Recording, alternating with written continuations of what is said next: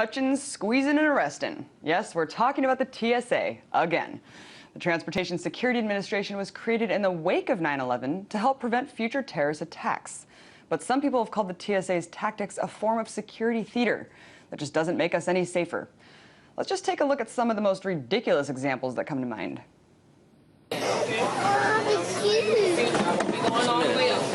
Your daughter was flagged as no fly. I said, excuse me? It's absurd. My life is pretty much in their hands when I walk through a body scanner with my insulin pump on. She was right to be worried. The pump stopped working. This woman was just doing her job, but she actually touched my vagina. The other hand on your inner thigh, slowly go up and slide down. We can do that out here, but if you touch my junk, I'm going to have you arrested. Since 9/11, we've slowly seen our rights to privacy while flying completely dissolve. Just take a look at this timeline. Right after September 11th, the TSA immediately started making security changes. Knives were the first to be banned, then shoes needed to be removed. Following that, lighters and liquids were next to go. Mandatory full-body scans came along, but that didn't make us any safer. In 2009, a bomb was smuggled into an airplane, and just last May, 4 chef knives were brought into a plane. And these are just a few of the numerous security breaches that we know about today. One of the biggest controversies surrounding the TSA is their implementation of naked body scanner machines, a program that's already cost taxpayers $87 million and is planning to be spread nationwide. Now, there have already been outcries about the naked scanners as a violation of privacy. But recently, a blogger has uncovered fatal flaws in the scanners, revealing how they can be tricked with in-sewn pockets and metallic objects that can smuggle through pretty much anything illegal. So what's the point of all this extra security if it doesn't actually make us safer? Joining me now, more on that, is the blogger who revealed it all, Jonathan Corbett, president of Fourten Technologies. Jonathan, glad to have you on. Could you elaborate more on what you uncovered, the vulnerabilities in these scanners? Absolutely. So I've been researching the body scanners for about the last year and a half now. And I've come across several vulnerabilities, but none as simple as the one that I described in my video that came out in March of this year. Essentially, the body scanners have a bit of a problem seeing things that are on the side of one's body, especially metallic objects. Essentially what I did was I took an ordinary shirt and I sewed a pocket on the side of it, put a metallic object in it, and walked through the body scanners on video repeatedly. And what I found was that the body scanners were unable to detect the object that I had with me.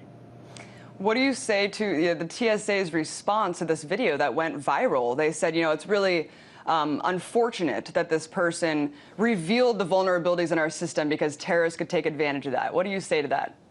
Right, as if a terrorist has not been thinking about this much more in depth than I have. The bottom line is that these vulnerabilities are numerous, and they do not take any kind of neuroscience to uncover. The problem is that the TSA does not let anyone independent test these body scanners, so they keep everything a secret. That goes for both the efficacy as well as the health effects. These are X-ray machines that we have to trust are safe and effective. That's just not something that we as the American public can do right now to give the TSA that trust they have not earned. So, Jonathan, the TSA, despite the abysmal failure, it seems, of these scanners and kind of the commonplace understanding that they are failing, they just released this congressional report saying, yes, we know that there's vulnerabilities, but we're going to place forward these recommendations to solve them. I mean, why are they trying to implement 1,000 more in the next 2 years? It's got to be pretty embarrassing. By my estimates, they've spent close to $1 billion by now on these body scanners, as well as the installation, the maintenance, and all the little things that go along with the body scanners. So to come back and say, oops, we just wasted $1 billion, strip search grandma, groped your daughter, we're sorry.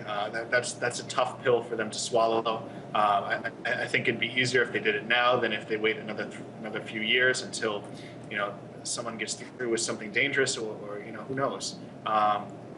They're not putting security first. They're putting their own image first. They're putting buying expensive toys first, and it's truly unfortunate. Talk about how your findings really caused such waves that you're actually presenting them to Congress. Sure. After the scanner video that I put out was released, it received something like 2 million YouTube hits within about a day and a half. It was featured all over the world in international media. It was responded to by the TSA, and people took notice.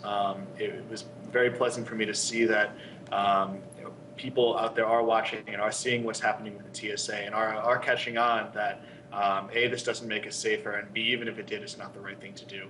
And Congress as well. The TSA has had the balls to stop U.S. representatives and senators going through airports, pat them down, detain them, so forth. It's truly incredible what they think that they can do, and the public and Congress is watching. And so your testimony is going to be a very important one. We'll definitely be keeping an eye on that. Jonathan, I wanted you to talk a little bit about the incompetency that you put forward in one of your videos where you're interviewing an actual TSA agent who's saying, they give us these manuals, they say that we're mandated to read them to understand how the scanners work. We don't read them. I've never even read one in my life. They don't even really train us how to properly use these machines. And then you see that case of the woman who just, the TSA official broke her $10,000 insulin machine. I mean, why is this incompetency being pushed on this industry? It just seems almost like it's working against national security. I think there's a few reasons for that. Number one is that no one really wants to work for the TSA. It's the people that you have that actually take the job are probably just looking for a job and taking what they can find. It's an environment that is hostile to work in. It's a place where you're stuck touching people's genitals against their consent all day long for a living. So it's not going to attract the best and the brightest, and that's part of the problem. The bureaucracy, the sheer size of the TSA, my God, it's 60,000 employees right now. You can't have a government organization that long without extensive waste and disorganization. And what we found is that these employees have not read the books, have not gotten the updates, and the updates haven't gotten down to them. And it's not all the employees' faults. In fact, I would hardly blame the employees at all. It's the management fault for not ensuring that their employees have this training. When you have 50,000 employees to train, it's not a small undertaking. Jonathan, I wanted to read you a couple stats that you just talked about, the growth of the TSA and how many employees are currently working there. Americans have already spent over $60 million since 9/11 on funding the TSA, and yet it has allowed 25,000 security breaches. They've spent $36 million on devices that puff air on travelers. And like you said, 62,000 people are employed. For 9 months of work, one TSA executive received a salary of $5.4 million. So what's the alternative here? I mean, are you proposing to completely abolish the TSA? Absolutely. We need airport security at some level. The pre-9/11 security measures were great, with the exception of reinforcing the cockpit doors, which we've already done, and having a traveling public that's not willing to let 4 men take over their airplane, which we've also done. The TSA, with their body scanners, their puffer machines, their ETDs, have not done well with catching even things that you'd think would be easy to catch, such as firearms. The latest report that was released on that said that the TSA misses approximately 70% of firearms that are brought through the checkpoint. So you can look at the TSA's weekly catches that they post on their blog about how many guns they've caught, and you can double that number to see how many guns they've missed. You mentioned those puffer scanners, puffer machines that cost $36 million. Well, what happened was those machines broke down, and instead of fixing the problem, they actually sent all the machines to a warehouse to be destroyed, and bought these body scanners instead. It seems like the TSA is bent on spending money hand over fist, and it's just not the solution. There are much cheaper solutions, much less invasive solutions, and the great one is bomb-sniffing dogs. Why the TSA has not chosen to implement those machines is beyond me. Jonathan, on your blog, you mentioned the first underwear bomber attack, and the witnesses, Kurt Haskell specifically, says that he witnessed a well-dressed man aiding the guy on the plane, and I mean, it's speculated that he was purposefully given an undetonatable, you could say, bomb. Do you think that this was all kind of a plan to get these body scanners in the airports? I'm hesitant to engage in what many people would call a conspiracy theory, but there do seem to be a lot of coincidences. After the embarrassment with the TSA in searching a bunch of children over the last month, it comes out a few days ago that some child had gun parts hidden within her toys. It does seem very coincidental that the TSA all of a sudden finds these things. And they may be finding them, but I think oftentimes they're hyped up. For example, this new underwear bomber that they found that they said had a non-metallic explosive. What does that mean? Did this person have a stick of dynamite? Did this person have something, more significant? Did this person have the means of getting it to the U.S.?